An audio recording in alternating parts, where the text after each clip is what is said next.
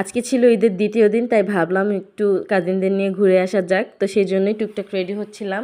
তো আমার সাথে ছিল সামিয়া, দেখেন সামিয়াকে মাশাল্লাহ কি সুন্দর লাগছে।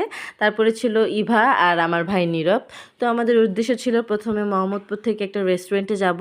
তো সেখান থেকে খাওয়া দাওয়া শেষ করে আমরা ধানমন্ডি 32-এর দিকে যাব। তো চলে আসলাম রেস্টুরেন্টে, এখানে আগেও আসা হয়েছে। তো রেস্টুরেন্টে আসতে না আসতে এদের ছবি তোলা শুরু হয়ে গেল। তো আমি টুকটাক খাবার একটু অর্ডার করছিলাম। তো খাওয়া দাওয়া শেষ করে আমরা ধানমন্ডি 32 উদ্দেশ্যে রওনা হলাম। দেখেন রাস্তাঘাটটা যদি এরকম সবসময় ক্লিয়ার থাকতো তাহলে কত ভালো হতো। তো যাই হোক, ধানমন্ডি 32-এ এসে একটু ঘোরাফেরা করে আবার আমরা কিছু খাবার দাবার অর্ডার করেছিলাম। তো খাওয়া দাওয়া শেষ করলাম। দেখেন বাচ্চাটা মাশাল্লাহ কি কিউট না। তারপরে এই রাস্তায় আবার দেখলাম চুরি চুরি দেখলে তো থামতেই হবে। দেখেন বায়োস্কোপ চলছে, আপনাদের একটা জিনিস শোনাই।